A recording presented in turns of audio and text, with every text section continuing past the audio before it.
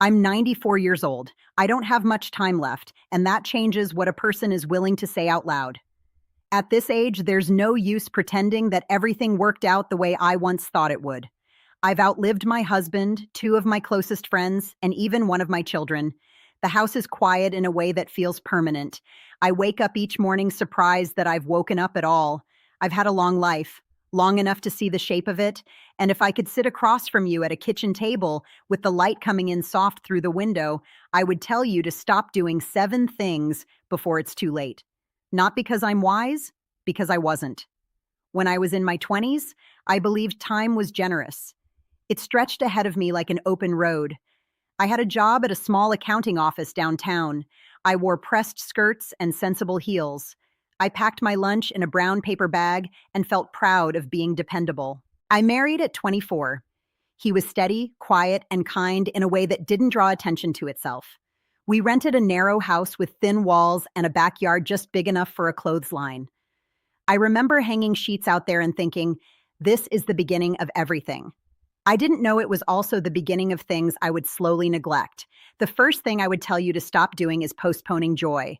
I don't mean grand adventures. I mean small things. Sitting on the porch when the evening is cool instead of finishing one more task. Saying yes to a picnic even if the laundry isn't folded. I used to tell myself, later, when things settle down. Things never settle down. They only change shape. In my 30s, we had 3 children. Life became a list. Groceries, school forms, bills. I moved through my days with purpose. I was proud of how much I could manage without complaining. If someone asked how I was, I would say, busy. And I wore that word like a badge. I thought I was building a good life by being efficient. I didn't notice how often I brushed past moments that asked for my attention. My daughter once tugged at my sleeve while I was washing dishes. She wanted me to watch her dance in the living room. I told her, in a minute. I don't remember if I ever watched that dance. That's the second thing. Stop assuming there will be another minute. There might be, there might not. The loss doesn't always come as a dramatic ending. Sometimes it comes as a memory you can't quite reconstruct because you weren't fully there. In my 40s, my husband started working longer hours. I did too. We were saving for college, for repairs, for a future that felt important. We told ourselves we were doing it for the family. We stopped sitting at the table after dinner. He would read the newspaper. I would balance the checkbook. We weren't fighting. We weren't unhappy. We were just preoccupied. That's the third thing. Stop confusing stability with connection. You can share a house and still drift. There were nights I wanted to ask him what he was thinking. Instead, I folded towels. He wanted to tell me about the pressure he felt at work. Instead, he turned on the television. We thought love was understood. We didn't see that it needed tending. In my 50s, my parents grew old. My mother's hands began to shake. My father's hearing faded.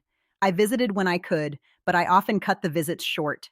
There was always something waiting for me at home. I remember standing in their kitchen one afternoon. The clock ticked loudly on the wall. My mother was telling a story I had heard before. I interrupted her gently and said, "Yes, I know." I would give anything to hear that story again. That's the fourth thing. Stop being impatient with the elderly. One day, if you're fortunate, you will be one of them. You will repeat yourself. You will move slowly. You will want someone to sit still and listen. My father died first, a quiet heart attack in his sleep. It felt sudden, even though he was 82. At the funeral, I stood beside the casket and realized how many conversations we had left unfinished. I had assumed there would be more visits, more time to ask him about his childhood, more Sundays. There weren't. Regret doesn't shout at you. It settles in your chest and stays there. In my 60s, the children had moved out. The house echoed again, but differently this time. My husband retired. I thought we would travel. We had talked about it for years, but he was tired. I was tired too. We said, next year. He developed a cough that wouldn't go away. Tests, waiting rooms, the smell of disinfectant, words like advanced and aggressive. That's the fifth thing. Stop assuming your health will hold steady just because it always has. We had planned for money. We had not planned for time running out. The last year of his life was quiet. We sat together in the living room more often, but not in the way I had imagined. I watched his hands grow thinner. He apologized for being a burden. He was never a burden. When he died, the house became something else. It was still the same walls, the same furniture, but the air felt altered, irreversible. That's the word. I remember standing at the sink a week after the funeral, washing a single cup. I realized there would never again be two cups left out in the morning. You don't recover from that, you adjust. That's the sixth thing. Stop withholding words that matter. I had loved him for 42 years. I had said, I love you, of course, but there were deeper things I kept assuming he already knew. How proud I was of him, how safe I felt beside him, how I admired the way he never raised his voice at the children. I thought those things were obvious. Now they sit with me, unsaid in the way they should have been said, fully, deliberately, while he could still hear them. In my 70s and 80s, friends began to disappear, one by one. Phone calls that used to come regularly grew fewer. I attended more funerals than weddings. You reach a point where you realize you are no longer needed in the way you once were. Your advice is optional. Your stories are indulgences. The world moves quickly around you. That's the seventh thing. Stop measuring your worth by how much you are needed. There will come a day when you are not central to anyone's daily routine. If that is the only place you found your value, old age will feel like erasure. I wish I had cultivated more stillness, more private joy, not just usefulness.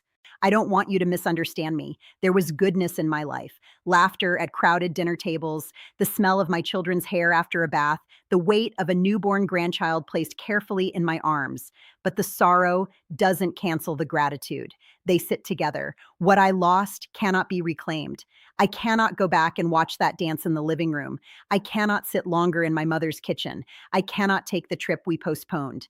Time is not flexible. It does not bend for regret. Now, at 94, my days are small. I move slowly from room to room. I keep the radio on for company. I look at photographs more than I look out the window. I think about how often I believed I was in control because I was organized and responsible. I didn't see how fragile everything was. If you are younger than I am, and you almost certainly are, please understand something simple. The ordinary afternoon is not ordinary.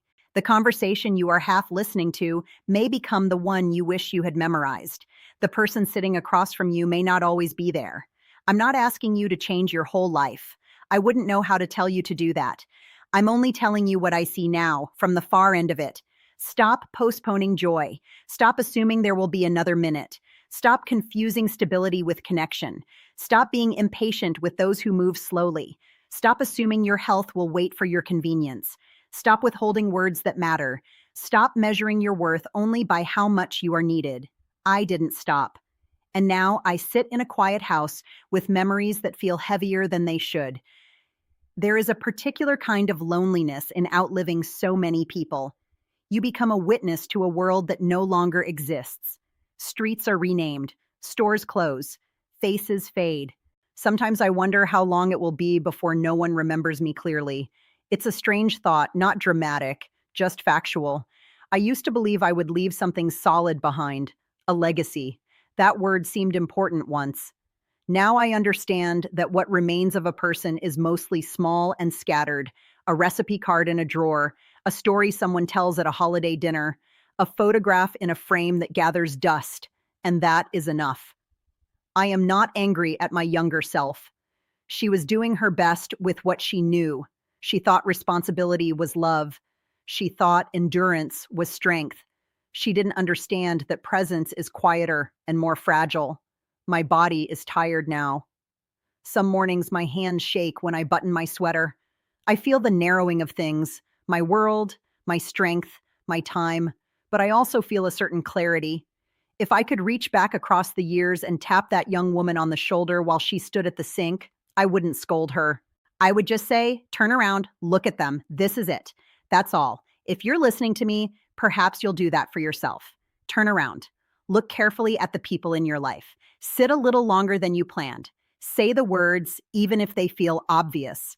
Not because it will guarantee a painless future, but because one day you may be 94, standing in a quiet kitchen, wishing you had. I don't have many years left, maybe months, maybe less. That used to frighten me. Now it feels like the natural end of a long sentence. I have loved. I have failed. I have postponed. I have learned too late. That is the truth of it. And this is all I wanted to say before I go.